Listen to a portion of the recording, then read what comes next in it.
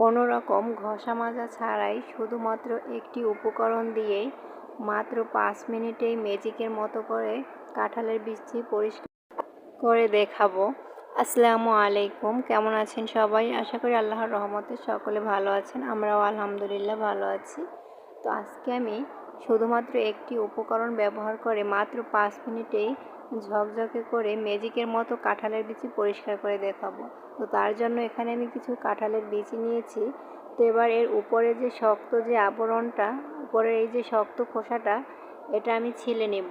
তো তার আগে আমি এগুলোকে একটা মাঝখান থেকে কেটে নেব। আপনারা চাইলে এগুলোকে এরকম আস্তভাবেও করে নিতে পারেন। তো আমি একটু কেটে নিচ্ছি, আর আমি একটা জাতির সাহায্যে কেটে নিচ্ছি। হয়তো যাদের বাসায় পান খায় তাদের ঘরে এই জাতিটা থাকবে, সবার কাছে থাকবে না। আপনারা যদি পারেন তো সেক্ষেত্রে আপনারা ছুরি দিয়েও কেটে নিতে পারেন, ছুরি অথবা বটি। তবে ছুরি বটির থেকে কিন্তু এই জাতি দিয়ে বিচিটা কাটা খুবই সহজ। ছোটোবেলায় মা বাবাকেও দেখতাম এভাবে করে কাঁঠালের বিচি কেটে নিতে, তাহলে কিন্তু হাত কেটে যাওয়ার সম্ভাবনা থাকে না, কারণ বিচিটা এর উপরে খোসাটা কিন্তু পিছলা থাকে, সেই ক্ষেত্রে কিন্তু হাত কেটে যাওয়ার খুবই সম্ভাবনা থাকে। তো যদি জাতিটা দিয়ে কেটে নেওয়া যায় সেক্ষেত্রে কিন্তু আর ভয়টা থাকে না।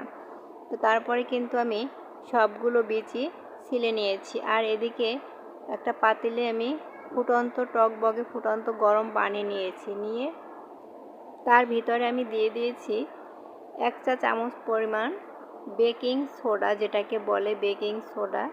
বেকিং পাউডার দিতে যাবেন না, বেকিং সোডা ব্যবহার করেছি আমি 1 চামচ। আমার পরিমাণ অনুযায়ী আমি 1 চামচ দিয়ে দিয়েছি, 1 চা চামচ।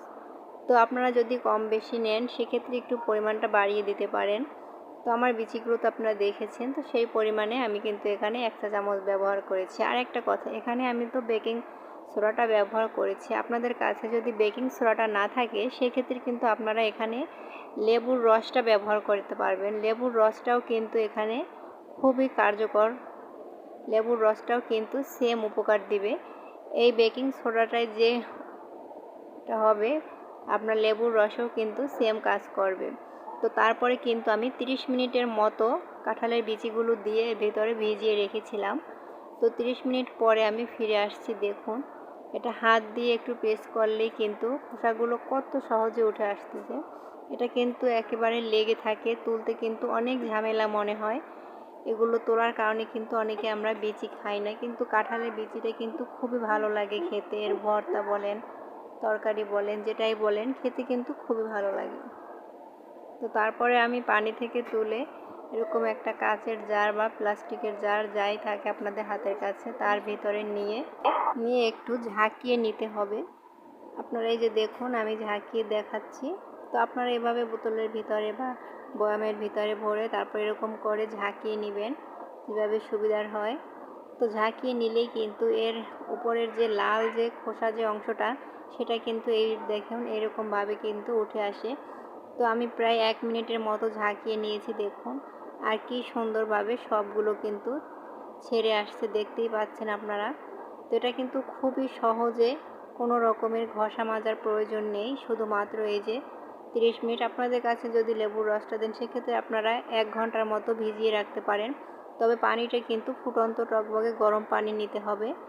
তো নিয়ে তার ভিতরে লেবুর রসটা দিয়ে এভাবে 1 ঘন্টা ভিজিয়ে রাখবেন। তারপরে এই যেরকম একটা বয়ামে নিয়ে ঝাঁকিয়ে নিলেই কিন্তু খুব সুন্দরভাবে এগুলো পরিষ্কার হয়ে যায়।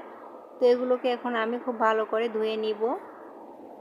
তো এই তো দেখুন আমি খুব সুন্দর করে ধুয়ে নিয়েছি, আর আপনারা নিশ্চয়ই দেখতে পাচ্ছেন কতটা সুন্দরভাবে পরিষ্কার হয়েছে বিচিগুলো, আর দেখতে কতটা সুন্দর লাগছে। তো দেখতেই পেলেন কত সহজে, একেবারে চোখের পলকে বিচিগুলো কত সুন্দর করে ঝকঝকে করে পরিষ্কার করে নিয়েছি, শুধুমাত্র একটি উপকরণ ব্যবহার করে। তো আর নয় কাঁঠালের বিচি ছিলার কোনো ঝামেলা। তো আপনারাও কিন্তু এভাবে খুব সহজে কাঁঠালের বিচি ছিলে নিতে পারেন, এবং এটা কিন্তু এভাবে করে সংগ্রহণ করে কিন্তু আপনারা বছর জুড়ে খেতে পারেন। আর এভাবে করে ভর্তা খান, রান্না করে খান, যেভাবে খুশি খেয়ে নিতে পারেন খুবই সহজে। তো আজকের ভিডিওটি কেমন লাগলো, ভালো লাগলে কমেন্ট বক্সে জানিয়ে দিবেন। সবাই ভালো থাকবেন, সুস্থ থাকবেন। আল্লাহ হাফেজ। আসসালামু আলাইকুম।